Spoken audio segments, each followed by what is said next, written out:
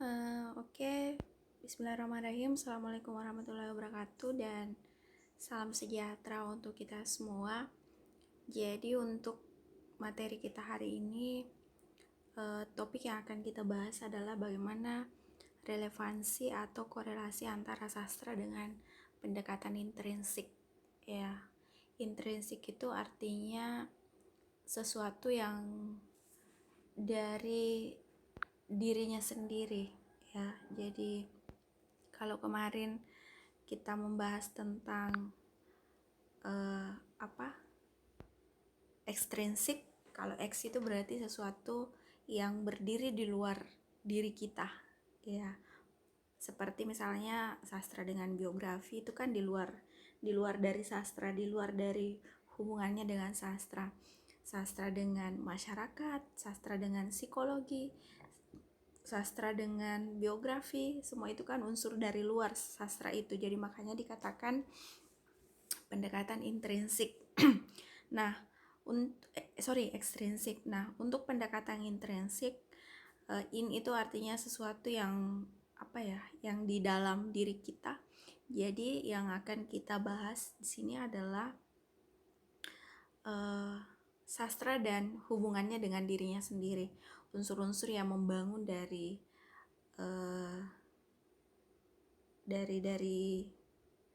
dalam, bukan dari luar.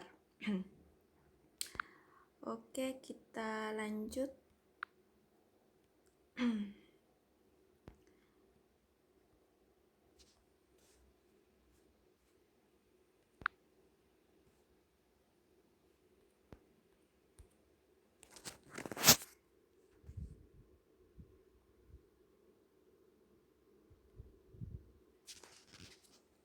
Nah, ada yang sudah saya ini berikan batasan.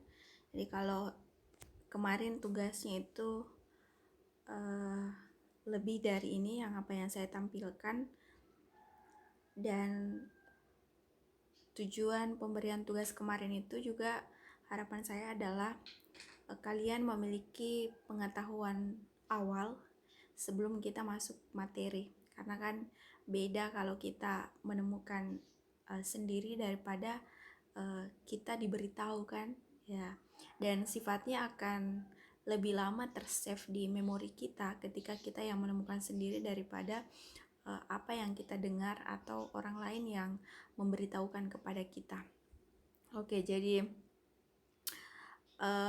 kalau kita berbicara sastra dengan studi intrinsik atau pendekatan intrinsik, maka minimal keempat istilah ini yang akan dibahas atau yang akan muncul sebagai topik pembahasan di bagian intrinsik. Yang pertama, bagaimana korelasi hubungan antara sastra dan seni. Nah, sebenarnya ini juga kadang sering sastra dan seni ini kadang menjadi topik perbincangan di ruang-ruang diskusi. Apakah benar sastra dan seni itu berhubungan? Kalau benar, seperti apa korelasinya? Nah, yang sederhana dalam kehidupan, maksudnya yang sederhana yang biasa kita temukan dalam dunia sastra itu adalah ketika ada puisi yang dinyanyikan, ya, ataukah nyanyian yang dipuisikan. Jadi di situ tampak bagaimana korelasi antara sastra dan seni. Biasa kan kita lihat ada musikalisasi puisi, jadi musiknya itu adalah bagian seni, sementara pembacaannya, puisinya adalah sastra. Tetapi yang muncul ini kemudian muncul masalah kemudian adalah apakah benar sama efek yang ditimbulkan ketika, maksudnya bagaimana memberikan contoh, misalnya puisi dengan patung misalnya. Nah, puisi ini kan bagiannya sastra, sementara patung ini adalah bagiannya seni. Nah, salah satu pendekatan yang lebih dekat untuk melihat relevansi antara sastra dengan seni itu adalah kita sama-sama melihat bahwa dua-duanya itu diciptakan oleh orang yang memiliki sama-sama memiliki latar budaya, ya, berlatar dari budaya, sekalipun latar budayanya itu berbeda. Misalnya saya kasih contoh ya, misalnya saya adalah penulis misalnya, kemudian di dalam tulisan-tulisan saya menggunakan ilustrasi saya itu saya ambil misalnya Yori Chan ini mahir dalam hal melukis atau membuat ilustrasi.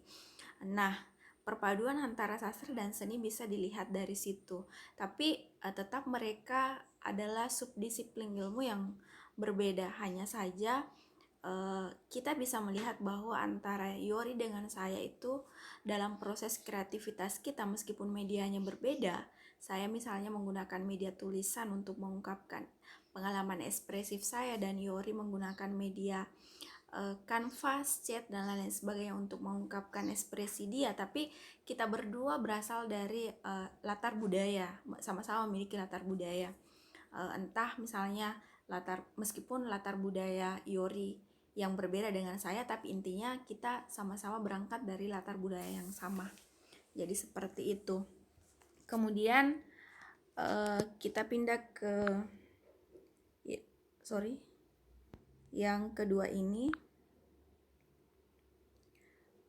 eufonia, irama, dan matra. Ini sebenarnya lebih kepada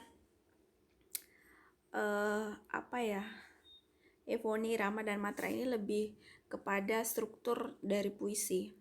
Jadi prosa itu tidak memiliki eufonia, irama, dan matra karena dia genrenya narasi. Kalau puisi ketiganya ini bisa muncul. Iramanya itu kayak misalnya bagaimana pengulangan bunyi, kemudian matra itu adalah genre maksudnya kayak tipografi. Tapi belakangan sastra kontemporer ini sudah tidak terlalu identik dengan istilah eufonia, irama, dan matra ini. Maksudnya tradisi sastra kontemporer itu lebih mulai menciptakan tradisi baru dalam kepenulisannya mereka. Nah, yang biasanya identik dengan ini ya puisi-puisi lama, seperti, bukan lama sekali ya, maksudnya tradisi-tradisi di dunianya Sutarji misalnya, Sutarji Kalsumbari, atau puisi-puisi embeling dari Remi Silado. Itu bisa kita lihat bagaimana penggunaan eufonia, irama, dan matranya di situ. Tapi kalau untuk yang kontemporer sekarang misalnya kayak Djoko Pinurbo atau yang maksudnya yang penyair yang baru, termasuk di dalamnya ya Djoko Pinurbo atau Aan Mansur, itu sudah tidak terlalu bisa ditemukan gaya kepenulisannya ini. Biasanya ini ada pada genre zamannya Sutarji Kalsumbahri, Gunawan Muhammad, ya seperti itu. Kemudian yang ketiga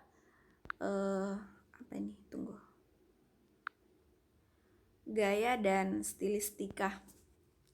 Gaya dan stilistika ini lebih mirip dengan style itu kayak gaya style kepenulisannya penyair ya. Misalnya ada orang yang style kepenulisannya mungkin hanya satu baris saja, atau gaya kepenulisannya itu dia lebih cenderung hiperbol atau melebih-lebihkan sekali, atau gaya kepenulisannya cenderung metafora. Nah, kalau di Indonesianya gaya ini kayak stylenya penulis. Sementara kalau ilmu yang menaungi atau mempelajari tentang gaya ini disebut dengan stilistika. Jadi nanti akan ada dibahas tentang tentang stilistika sastra. Jadi seperti itu. Kemudian citra, metafora, simbol, dan mitos. Citra ini kayak apa ya, pencitraan, misalnya apakah dia menggunakan apa ya, citra kayak pengimajian begitu. Sementara kalau dia metafora, dia berhubungan dengan, metafora ini berhubungan dengan gaya atau style. Misalnya metafora ini saya kasihkan contoh ya, misalnya aku ini binatang jalang. Ya, metafora ini kayak perumpamaan, aku ini diibaratkan sebagai atau diumpamakan sebagai binatang jalan. Jadi dua hal yang diperbandingkan, diumpamakan aku dengan si binatang jalan. Kemudian simbol ini lebih apa ya, kayak kata-kata yang mengandung makna, simbol di dalamnya. Kemudian mitos ini kayak inilah tapi apa ya, mitos dan simbol ini lebih arahnya ke semiotik si tanda. Jadi puisi itu tidak jarang kaya akan simbol dan mitos. Mitos itu kayak kepercayaan yang apa ya, sesuatu yang di masa lampau yang dipercayai bakal kejadian benar-benar. Dan kenapa bisa muncul ini di puisi, itu bisa di ini ya, makna-makna yang ada di puisi itu bisa dianalisis secara simbolis karena padat dengan makna dan penuh dengan dunia simbol-simbol memang. Jadi beda kalau misalnya di genre prosa. Kalau di genre prosa atau cerpen ya, prosa itu cerpen, novel, flash fiction atau cerita mini, itu semua genrenya prosa.